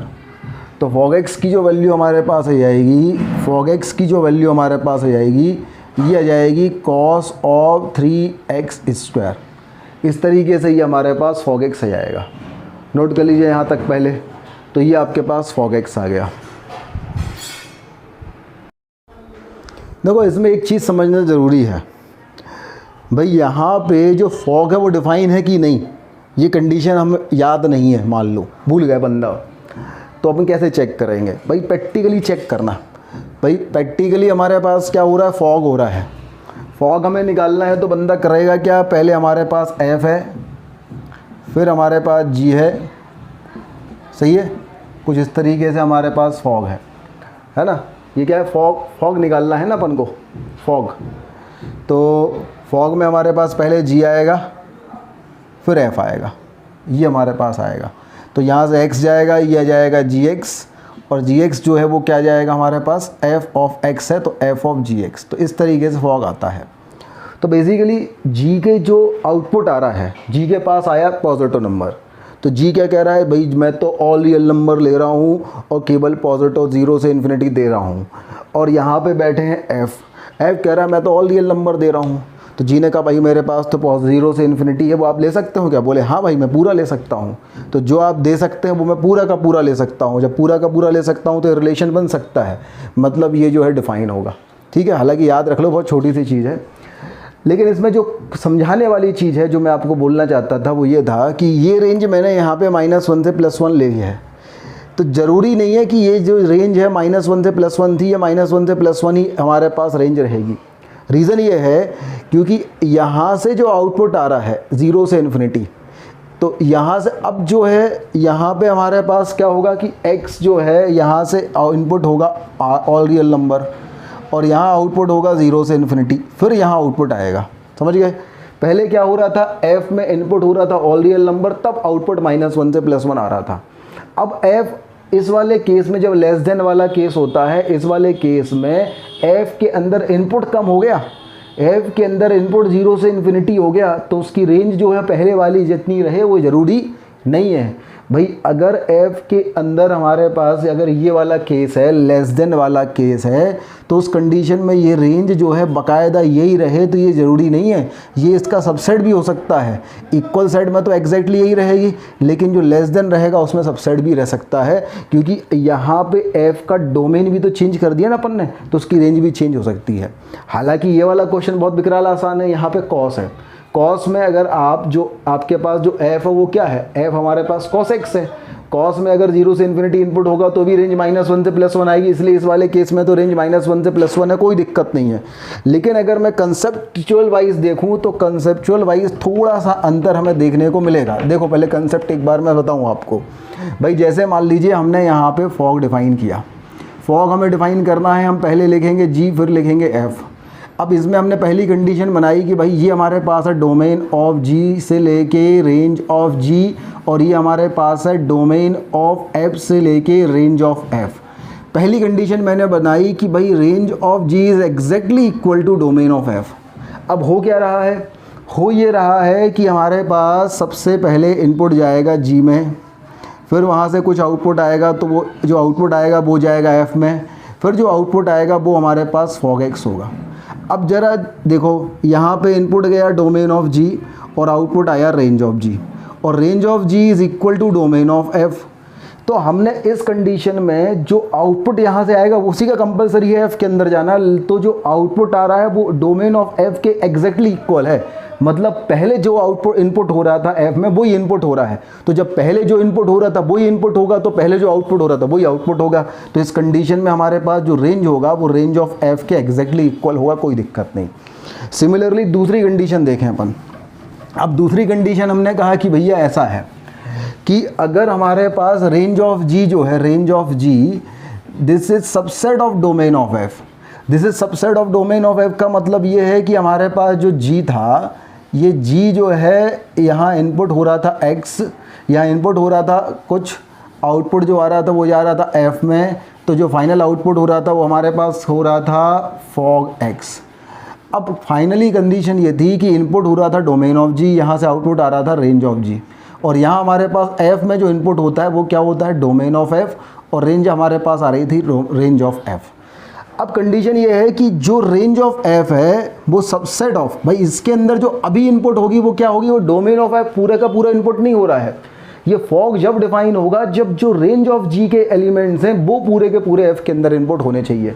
तो वो पूरे के पूरे अगर इसके अंदर इनपुट हो रहे हैं और रेंज ऑफ जी हमारे पास जो है वो लेस देन या subset of domain of F है, तो पहले डोमेन ऑफ एफ था बड़ा और पूरा का पूरा उसके अंदर इनपुट हो रहा था, तो कुछ हमारे पास आउटपुट की रेंज आ रही थी। अब कंडीशन ये हो गई कि भैया जो डोमेन है वो छोटा हो गया, पहले बड़ा था अब छोटा हो गया, तो पूरा का पूरी जो चीज़ें थी वो इनपुट नहीं हो रही, उससे कुछ कम इनपुट हो रहा है, तो पूरी की पूरी रेंज है वो ज़रूरी नहीं, उससे कम रेंज भी आ सकती है। मतलब हमारे पास जो फॉग एक्स की रेंज आएगी, जो हमारे पास रेंज ऑफ फॉग एक्स आएगी इस कंडीशन में, वो ज़रूरी नहीं है रेंज ऑफ एफ के इक्वल हो, वो उसका सबसेट भी हो सकती है। भैया ध्यान रखना, इस वाली केस में जो हमारे पास रेंज ऑफ फॉग एक्स आ रही थी वो exactly equal to range of F हो रही थी, लेकिन इस वाली केस में अगर रेंज ऑफ फॉग एक्स के बारे में बात करेंगे वो उसके इक्वल हो भी सकती है और सबसेट भी हो सकती है। तो भावनाएं आपकी समझ में आई है। सेकंड वाले केस में जब range of f is less than domain of F होगा, तो अब इसके अंदर पहले पूरा डोमेन एफ इनपुट हो रहा था किसके अंदर, एफ के अंदर, तो आउटपुट आ रहा था रेंज ऑफ एफ। अब पूरा का पूरा डोमेन ऑफ एफ इनपुट नहीं हो रहा, उसका सबसेट इनपुट हो रहा है। जब सबसेट इनपुट हो रहा है, कम चीजें इनपुट हो रही तो आउटपुट कम भी आ सकता है और उतना का उतना पूरा भी आ सकता है। मतलब जो रेंज ऑफ फॉग एक्स है वो रेंज ऑफ एफ के इक्वल सेट भी हो सकता है और सबसेट भी हो सकता है। तो दूसरी वाली कंडीशन में भी ये वाली चीज है। तीसरी वाली कंडीशन जो होती थी जब रेंज ऑफ एफ जो domain of f is subset of range of g, उसमें तो इस डोमेन ऑफ जी को ही अपन कम करते थे, तो उसकी कंडीशन ही अलग होती थी। तो लेकिन ये वाली जो डिफाइनिंग की कंडीशन थी उसमें भी रेंज के लिए अलग अलग कंडीशंस होती हैं। चलिए तो इतना नोट कर लीजिए। अपन वापस आते हैं ये क्वेश्चन भी एनसीईआरटी का शॉर्ट एग्जांपल है, और ये बेसिक क्वेश्चन मैं इसलिए ले रहा हूँ ताकि ये बेसिक कंसेप्ट उनके बीच में क्लियर होते रहें। नोट करें यहाँ तक। अब ये जो हमारे पास क्वेश्चन था ये बहुत ही आसान था भाई। हमारे पास क्वेश्चन ये था, इस क्वेश्चन को अपन फिर से देख लेते हैं। बोला गया था एफ एक फंक्शन है R2R, जी एक फंक्शन है R2R डिफाइन है, एफ एक्स से कॉस एक्स, जी एक्स से 3x² निकालो गॉफ और फॉग और चेक करो कि इक्वल नहीं है, शो करो कि इक्वल नहीं है। तो हमने सबसे पहले फॉग एक्स निकाला, तो हमने देखा भाई फॉग एक्स का जो डोमेन था वो ऑल रियल नंबर था और जो रेंज थी वो -1 से +1 थी, और हमारे पास जो फॉग एक्स की वैल्यू आई थी, फॉग एक्स की वैल्यू हमारे पास कॉस ऑफ 3x² आ गई थी। इतना आप पहले नोट कर चुके हैं। अब अपन निकालते हैं गॉफ एक्स। गॉफ एक्स अगर हमें निकालना है तो गॉफ निकालने के लिए पहले अपन ऊपर लिखेंगे f और नीचे लिखेंगे g। f जो है एफ एक्स है कॉस एक्स, तो इसका डोमेन तो ऑल रियल नंबर है, ऑल रियल नंबर ही दिया है, लेकिन इसकी रेंज जो है वो क्या होगी, -1 से +1 होगी।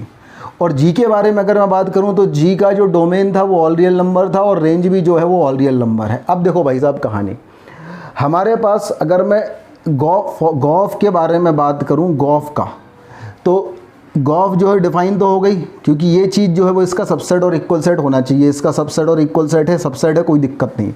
और डोमेन इसका ऑल रियल नंबर ही होगा, लेकिन रेंज ऑल रियल नंबर होगी ये ज़रूरी नहीं है, रेंज आपको चेक करनी पड़ेगी क्योंकि लेस देन वाली कंडीशन आ गई। अब कंडीशन ये है कि ऐप में इनपुट हुआ, भाई क्या होगा, ऐप है, ऐप में कुछ इनपुट हुआ वो जाएगा जी के पास, और जी में जो कुछ इनपुट होगा तो बाहर आ जाएगा गॉफ एक्स। अब ऐप में इनपुट हुआ ऑल रियल नंबर, पहले क्या हो रहा था, यहाँ ऑल रियल नंबर इनपुट हो रहा था, आउटपुट -1 से +1 आ रहा था। जी में ऑल रियल नंबर इनपुट हो रहा था, आउटपुट ऑल रियल नंबर आ रहा था। लेकिन चूंकि अब गॉफ बना तो ये अंदर नहीं जाएगा, अंदर जाएगा ये। जी में जो इनपुट होगा वो -1 से +1 आएगा, तो उसकी रेंज में क्या फ़र्क पड़ेगा, तो भाई जी एक्स अगर हमारे पास था तो वो था 3x²।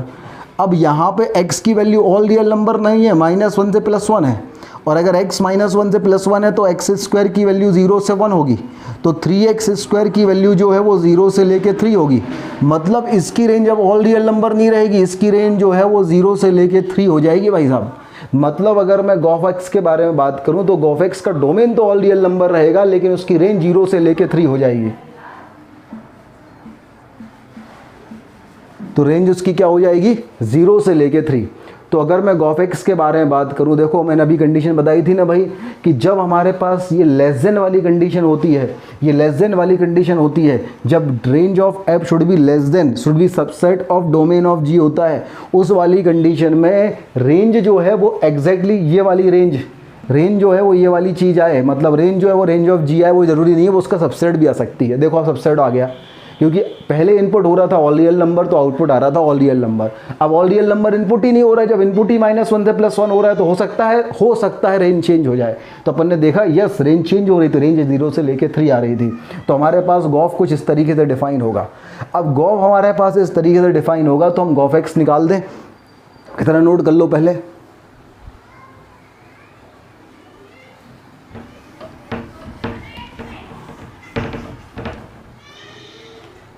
तो गॉफ एक्स निकालना अब बहुत आसान है भाई, जी एक्स की वैल्यू जो होती है वो होती है 3x²। तो जी ऑफ एफ एक्स की वैल्यू जो होगी वो होगी 3 ऑफ एफ एक्स का स्क्वायर, और एफ एक्स की वैल्यू हमारे पास है cos x, तो 3 cos² x। तो गॉफ एक्स हमारे पास आ गया 3 cos² x, और जी एक्स हमारे पास जो आ गया वो आ गया cos ऑफ 3x²। तो ये तो वैसे ही एक्सप्रेशन ही इनका इक्वल नहीं है।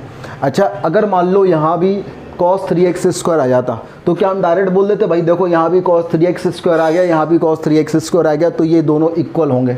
नहीं, ट्रू फंक्शंस आर आइडेंटिकल अगर उनका डोमेन इक्वल है, रेंज इक्वल है और उनका एक्सप्रेशन इक्वल है, तो हम उसमें डोमेन और एक्सप्रेशन देखते थे। तो अगर हमारे पास ये सेम एक्सप्रेशन भी आता तो हमें डोमेन चेक करना पड़ता, दोनों का डोमेन सेम है कि नहीं। अगर डोमेन भी सेम होता, एक्सप्रेशन भी सेम होता, तो इक्वल होते। हालांकि यहाँ तो एक्सप्रेशन ही सेम नहीं है, तो अपन को साफ साफ दिख रहा है भाई एनसीईआरटी का सवाल है, तो बहुत ही आसान हो गई। Gof is not equal to, fog is not equal to gof. चलिए एनसीईआरटी में इसको सॉल्व करते हैं तो डिफाइन ही चेक नहीं करते, इसको डिफाइन कंडीशन को चेक ही नहीं करते हैं, डायरेक्ट सीधे इस पे आ जाते हैं। डायरेक्ट चिक चिक चिक फॉग आ गया, चिक चिक चिक गॉफ आ गया, देख लो इक्वल है कि नहीं है। तो अगर इक्वल है तो वो इक्वल लिख देंगे, इक्वल नहीं है तो इक्वल नहीं लिखेंगे। लेकिन मैथमेटिकली टोटल गलत हो जाएगा, क्योंकि इस क्वेश्चन में तो ठीक है, अगर मैं यहाँ पे सेम एक्सप्रेशन आ जाता है यहाँ पे और यहाँ पे, और दोनों का जो है ये एक्सप्रेशन सेम आता लेकिन डोमेन अलग अलग होता, अगर मान लो ऐसा कोई केस डिफाइन होता, तो उस कंडीशन में ये फंक्शन इक्वल नहीं होते। लेकिन चलो ठीक है, ये वाला एग्जाम्पल आप ध्यान दीजिए, नोट करिए इसको। चलिए भाई अगला क्वेश्चन अपन करते हैं। बोला गया है एक फंक्शन है F x equal to x² G x equal to x-7, तो गॉफ और फॉग निकालना है। ठीक है, एनसीईआरटी के क्वेश्चन नहीं है, ये अलग से हैं। तो अपन सबसे पहले देखें, हम f के बारे में बात करें तो f है x², तो इसका डोमेन क्या होगा, ऑल रियल नंबर, और रेंज क्या होगा इसका 0 से इन्फिनिटी। g के बारे में बात करें तो g है x-7, डोमेन होगा ऑल रियल नंबर और रेंज भी ऑल रियल नंबर होगा। अपन निकालते हैं गॉफ। अगर अपन गॉफ निकालते हैं तो अपन पहले क्या लिखेंगे, पहले लिखेंगे f फिर लिखेंगे g। तो f का डोमेन जो है वो ऑल रियल नंबर है और रेंज है 0 से लेके इन्फिनिटी। तो ये हमारे पास ऑल रियल नंबर है और रेंज है ऑल रियल नंबर। तो सबसे पहली बात, गॉफ डिफाइन होगा कि नहीं, तो गॉफ डिफाइन जब होता है जब इनकी कंडीशंस होती है कि ऊपर वाला नीचे वाले का या तो इक्वल सेट हो या सबसेट हो। तो ये ऊपर वाला नीचे वाले का क्या है, इक्वल सेट नहीं है, सबसेट है। सबसेट है तो हमारे पास गॉफ डिफाइन होगा और गॉफ का जो डोमेन है वो ऑल रियल नंबर होगा। रेंज के बारे में हमें एक बार देखना पड़ेगा क्योंकि ये सबसेट वाला केस है। क्योंकि भाई पहले हमारे पास क्या हो रहा था कि पहले जो जी था उसके अंदर जी था x-7। पहले जी के अंदर इनपुट हो रहा था ऑल रियल नंबर, तो आउटपुट भी ऑल रियल नंबर आ रहा था। लेकिन अब इनपुट ऑल रियल नंबर नहीं होगा, इसके अंदर इनपुट होगा 0 से इन्फिनिटी। 0 से इन्फिनिटी अगर इनपुट होगा भाई, हमारे पास कुछ ऐसा केस है कि भाई पहले f है और g है, f और g को अपन ने ज्वाइन कर दिया, तो यहाँ से इनपुट होगा x, तो आउटपुट आ जाएगा गॉफ। अब इनपुट f में पहले ऑल रियल नंबर इनपुट हो रहा था और 0 से इन्फिनिटी आउटपुट आ रहा था, और g में ऑल रियल नंबर इनपुट हो रहा था और ऑल रियल नंबर आउटपुट आ रहा था।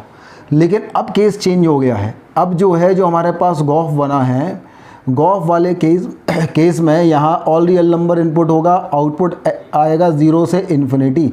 तो g के अंदर जो इनपुट होगा वो 0 से इन्फिनिटी इनपुट होगा, तो क्या इसकी रेंज चेंज होगी। तो भैया जो gx था इसकी वैल्यू क्या है, gx की वैल्यू है x-7। x 0 से इन्फिनिटी है, मतलब x is greater than equal to 0 है, तो x-7 greater than equal to -7 होगा। मतलब इसकी जो रेंज होगी, रेंज ऑफ g, ये हो जाएगी -7 से लेके इन्फिनिटी। तो हमारे पास जो अब रेंज हो जाएगी वो क्या हो जाएगी, -7 से लेके इन्फिनिटी हो जाएगी।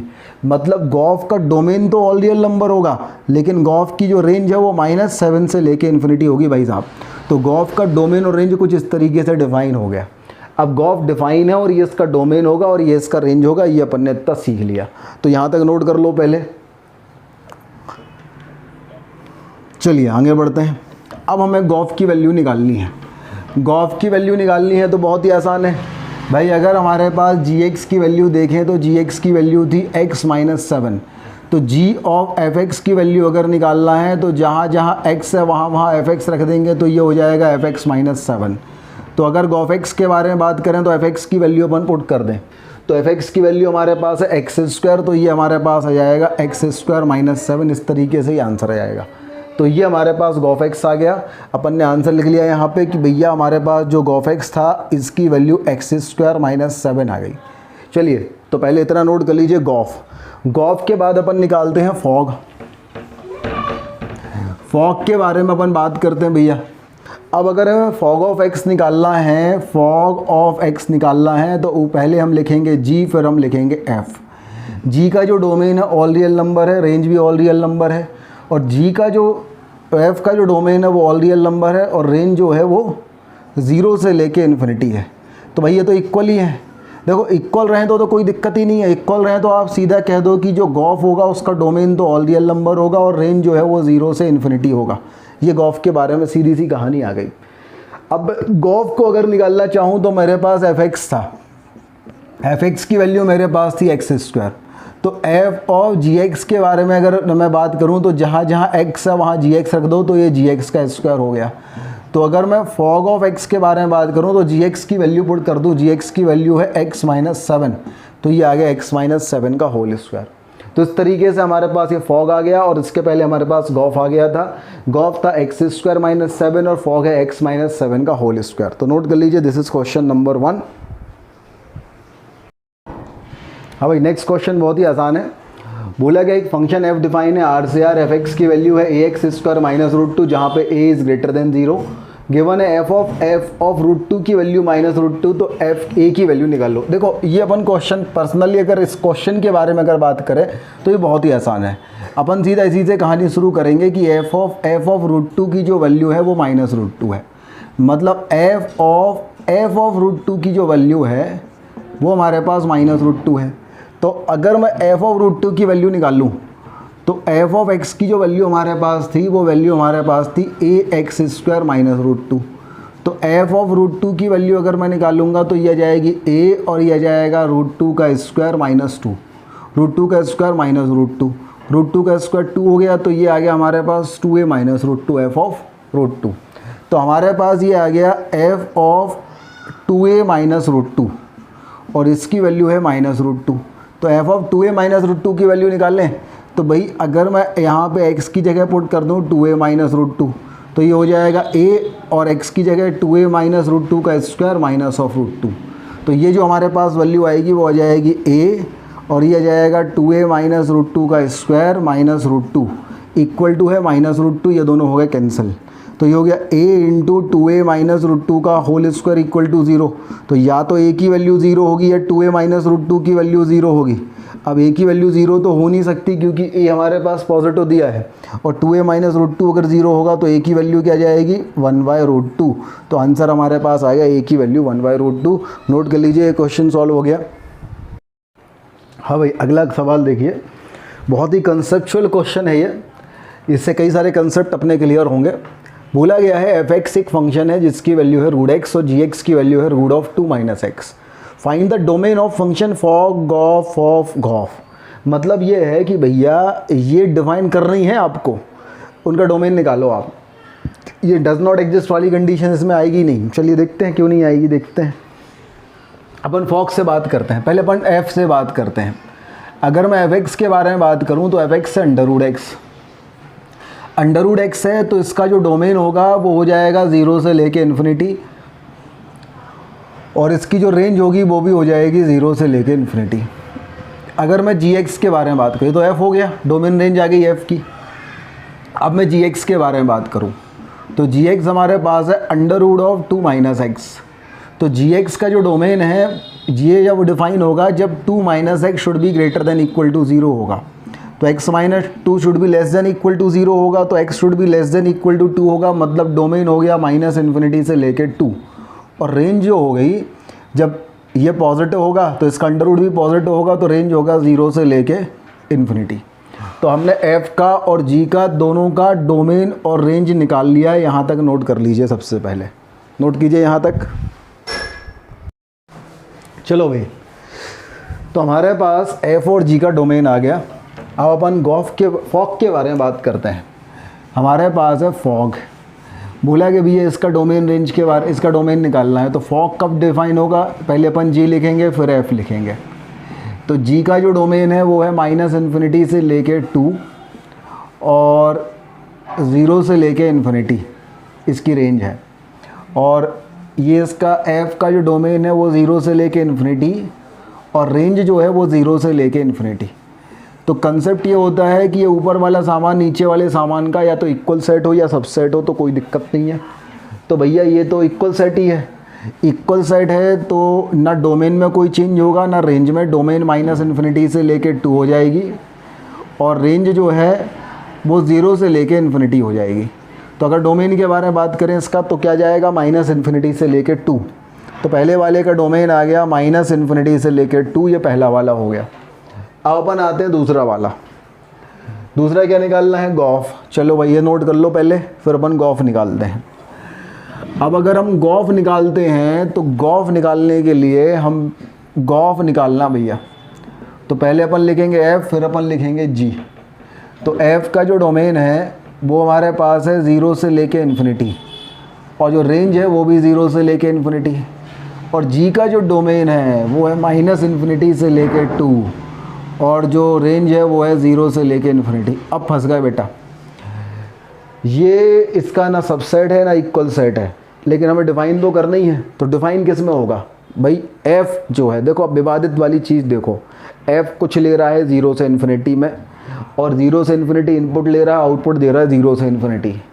और g जो है, g ले रहा है -∞ से 2, और आउटपुट दे रहा है 0 से इन्फिनिटी। अब ये दोनों हाथ मिलाना चाहते हैं, ये दोनों कॉम्बिनेशन करना चाहते हैं, तो कैसे करेंगे भाई। तो ये कॉम्बिनेशन ये करेंगे भाई, ऐसा करते हैं, तेरे का जो चीज़ें तू मुझे दे रहा है ना, उसमें से जो मेरे काम की चीज़ें मैं वो ले लेता हूँ बस। तो बोले ठीक है भाई, ऐसा कर लेते हैं। एफ ने कलेजे पे अपना पत्थर रख के बोल दिया कि भाई तेरे काम की जो चीज़ है तू वो ले ले। तेरे काम की जो चीज़ है मतलब तेरे में और मेरे में इस वाले पार्ट में जो कॉमन है तू वो ले ले। लेकिन जैसे ही तू कॉमन वाला पार्ट लेगा तो मेरी रेंज कम होगी, तो मेरा डोमेन भी कम होगा एफ़ का। भाई एफ़ ने कलेजे पे पत्थर रखा बोले ठीक है भाई ऐसे ही करते हैं, जो हम दोनों में कॉमन है वो तू मेरी जितना पार्ट यूज़ कर सकता है वो ले ले, मैं अपना देख लूँगा। लेकिन जो देख लूँगा वाला फंडा था ना, उसमें क्या हुआ, इसकी रेंज हो गई कम। जब रेंज कम होगी तो इसका डोमेन भी चेंज कर होगा। तो देखते हैं अपन क्या होगा। पहले अपन ये चीज़ देखें। तो भैया एफ़ जो है वो निकाल रहा था 0 से लेके इन्फिनिटी वाला पार्ट। एफ़ ले रहा है 0 से लेके इन्फिनिटी, और जी जो है वो ले रहा है -इन्फिनिटी से लेके 2। तो कॉमन जो होगा पार्ट होगा वो होगा 0 से लेके 2। कॉमन पार्ट जो होगा वो क्या होगा, 0 से लेके 2। मतलब 0 से लेके 2 वाला जो इंटरवल है वो इंटरवल जी लेगा और कुछ देगा। देखो समझौता भाई साहब दोनों को करना पड़ रहा है। पहले एफ़ बड़ा खुश था क्योंकि एफ़ 0 से इन्फिनिटी दे रहा था, भाई ले 0 से इन्फिनिटी रहा है, दे 0 से इन्फिनिटी रहा है, कोई दिक्कत नहीं है। और जी भी बड़ा खुश था, जी पहले -इन्फिनिटी 2 से -इन्फिनिटी 2 ले रहा था और 0 से इन्फिनिटी दे रहा था। लेकिन अब इन दोनों ने आपस में समझौता किया, एक रिलेशनशिप मेंटेन किया। रिलेशनशिप मेंटेन जब होगा जब ये जो दे रहा है और ये जो ले रहा है वो चीज़ें कॉमन होंगी। मतलब इन दोनों के कॉमन पार्ट पे समझौता होगा। कॉमन पार्ट था 0 से लेकर 2।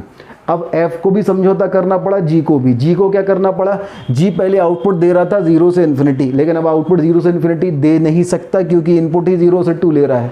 भाई पहले इतना बड़ा इनपुट था तो इतना बड़ा आउटपुट था, अब इनपुट ही छोटा हो गया तो आउटपुट चेंज हो सकता है उसका। तो जी को अपना आउटपुट चेंज करना पड़ेगा। और एफ़ जब आउटपुट दे रहा है 0 से 2 तो उसे इनपुट भी वो पूरा नहीं ले सकता, उसे केवल इनपुट में वो वैल्यूज़ लेनी पड़ेंगी जो आउटपुट 0 से 2 दे। समझ गए। तो एफ़ को चेंज करना पड़ेगा अपने डोमेन में और जी की चेंज हो जाएगी रेंज।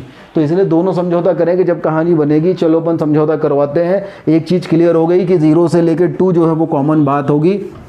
मतलब अब बात इतनी सी हो गई कि एफ़ का डोमेन चेंज होगा और रेंज जो इसकी होगी वो रेंज जो है वो 0 से लेकर 2 होगी। और जी की जो डोमेन चेंज होगा, जी का डोमेन जो है वो 0 से लेकर 2 हो जाएगा, तो इसकी भी रेंज चेंज होगी। तो अब जब हमारे पास फॉग बनेगा तो ये मान लो सेट ए है तो ये सेट बी है, तो जो गॉफ बनेगा वो सेट ए से लेकर सेट बी में डिफाइन होगा। तो हमें क्या निकालना है, ए और बी दोनों की वैल्यू निकालना है। लेकिन क्वेश्चन में केवल एक ही वैल्यू निकालना बोला है, तो एक ही वैल्यू निकालना है हमें, तो हम निकालें एक ही वैल्यू। तो अब क्वेश्चन ये हो गया कि भैया एफ जो है वो क्या है, √x। एफ एक्स की वैल्यू क्या है हमारे पास, √x। और √x की वैल्यू अगर 0 से लेकर 2 है, √x की वैल्यू अगर 0 से लेके 2 है, तो x की वैल्यू कहाँ से कहाँ तक होगी, तो x की वैल्यू 0 से लेके 4 होगी। मतलब जो सेट ए हमारे पास होगा वो क्या होगा, 0 से लेके 4 होगा। तो अगर मैं डोमेन के बारे में बात कर दूंगा, सेट ए के बारे में बात कर दूंगा, डोमेन हमारे पास क्या जाएगा, 0 से लेके 4 आ जाएगा। तो सेकंड का आंसर हमारे पास 0 से लेके 4 बहुत क्लोज, ये हमारे पास सेकंड का आंसर आ जाएगा। तो नोट कर लें, दिस इज़ द सेकंड का आंसर। चलिए आगे बढ़ते हैं अपन। अच्छा, अगर हमें बी निकालना पड़ता तो हम बी भी निकाल लेंगे। बी क्या निकालेंगे भाई, अब जी जो है वो था √2 - x। तो इसमें x की वैल्यू 0 से लेकर 2 हो गई। तो हमारे पास x की वैल्यू 0 से 2 रखने पे √2 - x की वैल्यू कहाँ से कहाँ तक होगी, वो हमारे पास b है। लेकिन इसमें रेंज पूछा नहीं गया इसलिए अपन इस पर नहीं आए। चलिए आगे बढ़ते हैं। फॉफ,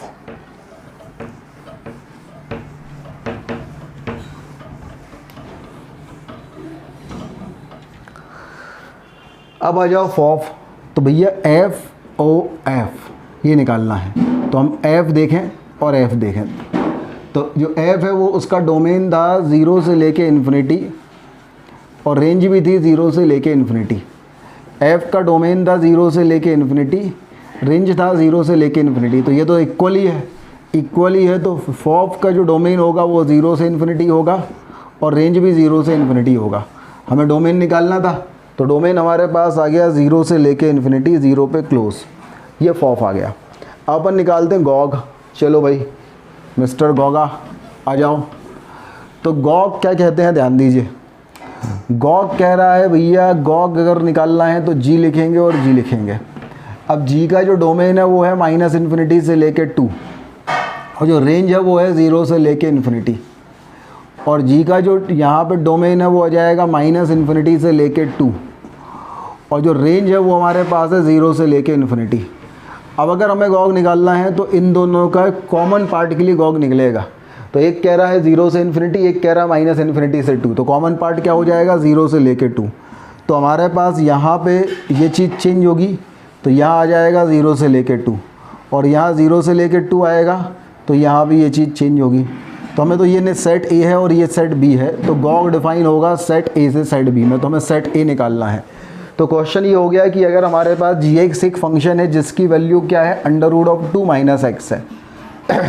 अगर gx की वैल्यू जो है वो 0 से लेके 2 है तो उस कंडीशन में x की वैल्यू क्या होगी, तो gx मतलब under root of 2 minus x की वैल्यू अगर 0 से लेके 2 है तो 2 माइनस एक्स की value less than equal to 4 होगी, तो x माइनस 2 की वैल्यू है ना, तो x माइनस 2 की वैल्यू हमारे पास क्या हो जाएगी, x माइनस 2 की वैल्यू जो है ये लेस देन इक्वल टू 4 थी तो ये ग्रेटर देन इक्वल टू 4 होगी, तो x should be greater than equal to 6 होगा। सही बात है, x की वैल्यू क्या हो जाएगी, ग्रेटर देन इक्वल टू 6। भाई देखो इसका जो रेंज है वो 0 से लेकर 2 है, तो इसका डोमेन क्या होगा ये हमें निकालना है। तो डोमेन क्या होगा भाई, ग्रेटर देन इक्वल टू 6 होगा। अच्छा पहले डोमेन क्या था, 2 से लेस देन 2 था, ठीक है। अब हमारे पास क्या हो गया, ग्रेटर देन इक्वल टू 6। ये पॉसिबल है क्या, देखें ज़रा इस चीज़ को, एक बार इसको अपन देखते हैं। भाई ये हमारे पास यहाँ तक आ गया है ना। भाई gx की जो वैल्यू है वो 0 से लेकर 2, तो under root of 2 minus x की वैल्यू अगर 0 से लेकर 2 है तो हमें x की वैल्यू निकालनी है। चलिए हम इसको सॉल्व करते हैं। अगर मैं under root of 2 minus x के बारे में बात करूं तो ये हमारे पास है under root of 2 minus x की वैल्यू जो है वो 0 से लेके 2 होनी चाहिए। तो under root of 2 minus x की वैल्यू 0 कब होगी, 0 होगी 2 पे, जब x की वैल्यू क्या हो जाएगी हमारे पास 2। और under root of 2 minus x की वैल्यू 2 कब होगी, जब ये होगा 4। और 4 कब होगा, 4 कब होगा भाई, इसकी वैल्यू 4 कब होगी, जब ये वैल्यू हमारे पास क्या हो जाएगी -2, तो ये -2 हो जाएगी। तो उस कंडीशन में x की वैल्यू क्या -2 से +2 होनी चाहिए। क्या इसका जो आंसर आएगा वो x की वैल्यू -2 से +2 होगा। तो -2 से +2 तो x की वैल्यू आई, लेकिन यहाँ पे जो g है, ये तो g है ना, यहाँ पे जो इसका डोमेन है वो -∞ से 2 था, तो -∞ से 2 और इसका जो कॉमन पार्ट -2 से 2 बिल्कुल सही है। तो आंसर हमारे पास इसका क्या जाएगा, फॉफ का -2 से लेके 2, क्या देख रहे हैं, गॉग का हमारे पास आंसर क्या जाएगा, -2 से लेके 2।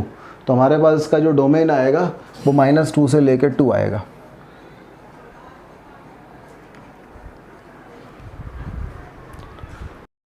देखो भाई अगला क्वेश्चन है, f(x) की वैल्यू है x का पावर x, gx की वैल्यू है x का पावर 2x। तो fog x अगर डिफाइन है तो fog x की वैल्यू निकालना है। तो अगर हम देखें हमारे पास f(x) की वैल्यू जो है वो है x का पावर x।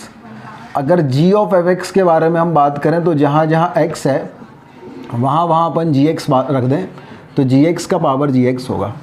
अच्छा केवल मैं ऐसा कर रहा हूँ, इस वाले gx की वैल्यू पुट करूँ अभी थोड़ी देर के लिए, तो ये हो जाएगा x का पावर 2x और इसका पावर हो गया gx। अगर x का पावर m और इसका पावर n होता है तो x का पावर mn होता है ना, तो हो जाएगा x का पावर 2 इंटू एक्स इंटू जी एक्स। अब फिर मैंने इस वाले gx की वैल्यू रख दी, तो x का पावर 2 इंटू एक्स और gx की वैल्यू हमारे पास है x का पावर 2x। तो ये x का पावर 1 है और ये x का पावर 2x है, तो क्या जाएगा x का पावर 2x प्लस 1। तो x का पावर 2 इंटू एक्स का power 2x plus 1, this is the fog x। Note कर लीजिए। चलिए क्वेश्चन नंबर देखें 4। बोला गया है gx है फ्रैक्शनल पार्ट ऑफ x और f(x) लॉगरिथमिक फंक्शन है जिसका बेस है 100x और नंबर है 2 into log x to the base 10 plus 2 upon -x। बोला गया है fog x अगर एग्जिस्ट करता है तो रेंज ऑफ g आपको निकालना है। चलिए देखते हैं अपन। बोला गया है fog एग्जिस्ट करता है, क्या एग्जिस्ट करता है भैया, fog। अगर fog एग्जिस्ट करता है तो हम ऊपर g लिखेंगे और नीचे लिखेंगे f। तो अगर हम ऊपर g लिखेंगे तो हमारे पास हो जाएगा डोमेन ऑफ g और ये हो जाएगा रेंज ऑफ g, और यहाँ हमारे पास आ जाएगा डोमेन ऑफ f और ये आ जाएगा रेंज ऑफ f। अब हम ये मान रहे हैं कि भाई ये सब दोनों अलग अलग हैं, है ना, तो अलग अलग हैं, तो डिफ़ाइन कब होगा, ये डिफ़ाइन होगा इन दोनों के कॉमन पार्ट के लिए। मतलब हमारे पास जो फॉग है वो डिफ़ाइन होगा, फॉग अगर हमारे पास डिफ़ाइन होगा तो फॉग डिफ़ाइन जब होगा किन पार्ट के लिए होगा, रेंज ऑफ g और डोमेन ऑफ f के इंटरसेक्शन पार्ट के लिए। और इसका इंटरसेक्शन पार्ट हम मान लेते हैं कि सेट A आता है। अगर सेट A आता है तो यहाँ पे हमारे पास जो g है वो डिफ़ाइन होगा समथिंग, कोई एक सेट से सेट A और जो एफ है वो डिफाइन होगा सेट ए से, कोई एक यहाँ पे मान लीजिए जो भी सेट आएगा वो, ठीक है। तो जो भी आएगा उस कंडीशन में हमारे पास रेंज ऑफ जी के बारे में बात करी है, तो रेंज ऑफ जी क्या जाएगा, सेट ए आ जाएगा और यही डोमेन ऑफ एफ आएगा, है ना। जब चेंज हो जाएगा तो नया वाला। तो एक चीज़ क्लियर है कि जो हमारे पास क्वेश्चन है उसमें बोला गया है कि सेट ए निकालो, रेंज ऑफ जी मतलब जब ये डिफाइन होगा तो नया वाला रेंज, नया वाला रेंज मतलब सेट ए निकालो। तो सेट ए क्या होगा, सेट ए होगा रेंज ऑफ जी और डोमेन ऑफ ए का इंटरसेक्शन। तो इतनी चीज़ क्लियर हुई कि हमें जो निकालना है, हमें सेट ए निकालना है, मतलब जो फंक्शन दिया है डोमेन ऑफ उसका हमें रेंज ऑफ जी निकालना है और डोमेन ऑफ एफ निकालना है, दोनों का इंटरसेक्शन निकालना है, तो हमारा आंसर आ जाएगा। भावनाएं समझ में आई भाई। ये डिफाइन होगा अगर, तो इन दोनों के कॉमन पार्ट के लिए डिफाइन होगा, इन दोनों के इंटरसेक्शन पार्ट के लिए डिफाइन होगा। मान लीजिए इन दोनों का इंटरसेक्शन आ गया ए, तो ये डिफाइन होगा, तो यहाँ भी ए और यहाँ भी ए, तो जी डिफाइन हो जाएगा समथिंग टू ए और ये टू समथिंग। मान लेते हैं अगर ये सेट हमारे पास एक्स है और ये सेट हमारे पास वाई है, तो हमारे पास जो जी डिफाइन होगा एक्स से ए और एफ डिफाइन होगा ए से वाई, तो गॉफ डिफाइन हमारे पास एक्स से वाई हो जाएगा। ये बात तो क्लियर है। तो इसका मतलब ये है कि हमारे पास जो रेंज ऑफ जी है वो अब क्या हो गया, ए, नया वाला रेंज ऑफ जी हो गया ए और नया वाला range of domain of F हो गया ए। तो हमें जो है रेंज ऑफ जी निकालना है, मतलब हमें ए निकालना है, मतलब हमें पुराना वाला रेंज ऑफ जी और पुराना वाला जो डोमेन ऑफ एफ है उन दोनों का इंटरसेक्शन निकालना, ये हमारा क्वेश्चन है। चलिए अब अपन इसको सॉल्व करते हैं। तो यहाँ तक नोट कर लो भैया। अब अपन इसको सॉल्व करते हैं।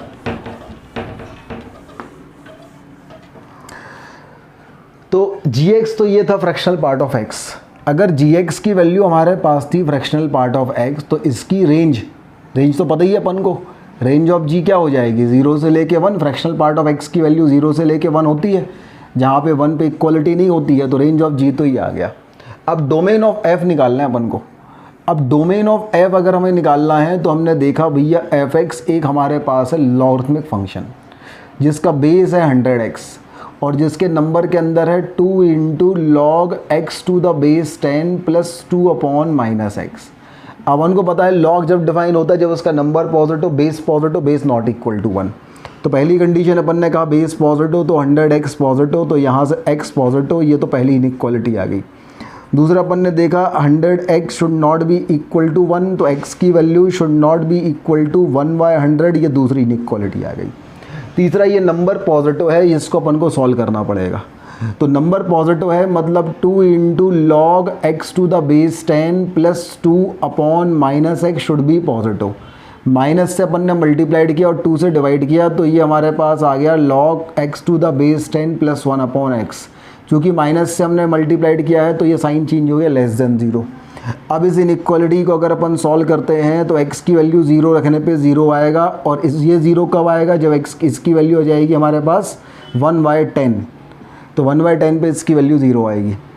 अब यहाँ पे इक्वालिटी तो है नहीं, तो थोड़ा वाला सर्कल आएगा और यहाँ पॉजिटिव होगा, यहाँ नेगेटिव होगा, यहाँ पॉजिटिव होगा, नेगेटिव वाला पार्ट निकालना है, तो हमारे पास ये आंसर आ गया। तो इनइक्वालिटी नंबर 3 हमारे पास जो आई, इनइक्वालिटी नंबर 3 हमारे पास आ गई, x की वैल्यू हो गई 0 से लेके 1/10 बोथ ओपन। इन तीनों का जो इंटरसेक्शन होगा वो डोमेन ऑफ f होगा, ठीक है। तो अभी अपन इतना नोट कर लें भाई, नोट कर लो इतना, है ना। चलिए आगे बढ़ते हैं। अब इन तीनों का अपन इंटरसेक्शन निकालते हैं। तो हमारे पास जो है ये नंबर लाइन है, ये इन्फिनिटी से -∞। एक हमारे पास है 0, फिर एक 0 के जस्ट पास में जाएगा 1/100 और एक थोड़ा सा दूर आ जाएगा हमारे पास 1/10। पहला वाला कह रहा है x ग्रेटर देन 0 मतलब 0 से लेके इन्फिनिटी। दूसरा वाला कह रहा है नॉट इक्वल टू 1/100 मतलब ऑल रियल नंबर है बट उसकी वैल्यू 1/100 बस नहीं है। तीसरा वाला कह रहा है 0 से 1/10। तीसरा वाला कह रहा है 0 से वैल्यू होगी 1/10, ये है। तो कॉमन पार्ट आ गया ये वाला, मतलब कॉमन पार्ट आ गया हमारे पास x बिलोंग्स टू 0 से लेके 1/100 बोथ ओपन, यूनियन आ गया 1/100 से लेके 1/10, ये आ गया। ये जो अपन ने निकाला ये बेसिकली डोमेन ऑफ f आ गया। अब हमें क्या है, डोमेन ऑफ f आ गया, रेंज ऑफ g आ गया। हमें जो निकालना था, हमें दोनों का इंटरसेक्शन निकालना है। Domain of f intersection range of g। तो इसका 0 से 1 के बीच में अगर मैं इंटरसेक्शन निकालूँ तो ये वाली चीज़ और ये है 0 से लेके 1, तो 0 से लेके 1 में अगर इसका इंटरसेक्शन निकालूँ तो पूरा का पूरा ये वाला पार्ट आ जाएगा, क्योंकि ये पूरा 0 से 1 के बीच में ही तो लाई कर रहा है। तो हमारे पास जो फाइनल आंसर आएगा, जो ए की वैल्यू आएगी वो आ जाएगी 0 से लेके 1/100 बोथ ओपन, यूनियन हो जाएगा 1/100 से लेके 1/10। This is the final answer. Note कर लीजिए भाई।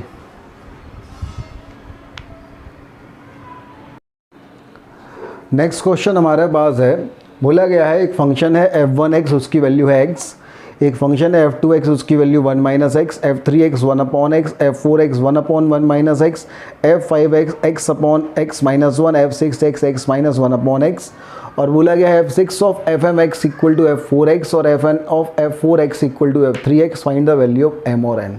तो पहले ये नोट कर लो भैया अच्छे से, है ना, अच्छा क्वेश्चन है, बहुत अच्छा क्वेश्चन, इसको नोट कर लीजिए, फिर अपन इसको सॉल्व करते हैं। चलिए अपन देखते हैं।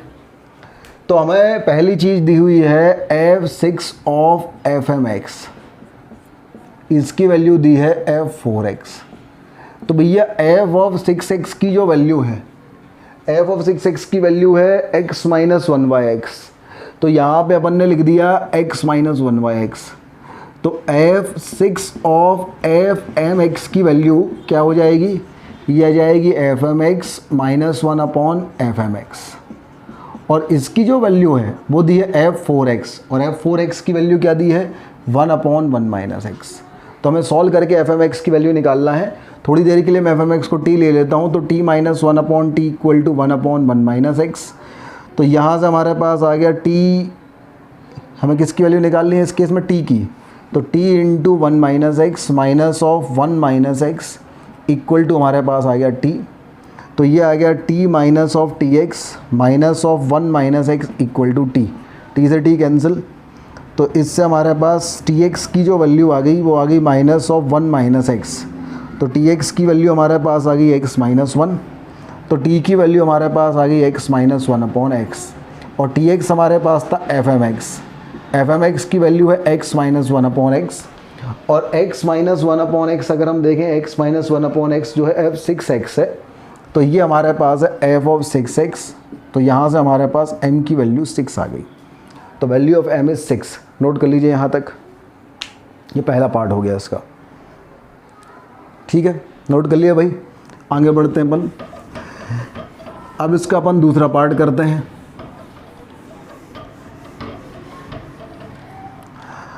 दूसरा पार्ट हम देखें तो दूसरा पार्ट हमें दिया है fn of f4x equal to f3x। अब भैया f4x तो हमें नहीं पता क्या है, अपन यहाँ पे f4x की वैल्यू पुट कर देते हैं बस।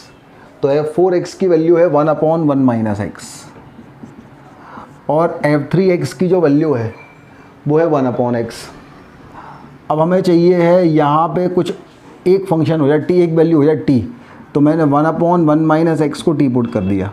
अच्छा ऐसा करेंगे तो 1 - x की वैल्यू क्या जाएगी 1/t, तो x की वैल्यू आ जाएगी 1 - 1/t मतलब t - 1/t। तो fn ऑफ t की जो वैल्यू आएगी वो आ जाएगी 1/x। तो x की वैल्यू अगर t - 1/t है तो 1/x की वैल्यू t/t - 1 आएगी। तो fn ऑफ x की वैल्यू आ जाएगी x/x - 1, x/x - 1 मतलब ये आ गया, तो ये f5x है, तो इसकी वैल्यू हमारे पास है f5x, तो n की वैल्यू हमारे पास आ गई 5।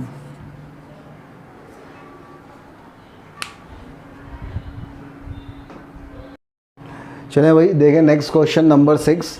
बोला गया है if fx equal to 2x - 7/x + 3 then find a function g such that g of fx equal to x। चलिए करते हैं सवाल। तो हमसे g ऑफ fx दिया है, g ऑफ fx जो है इसकी वैल्यू है x, तो g ऑफ fx मतलब g ऑफ 2x - 7/x + 3 जो है इसकी वैल्यू x है।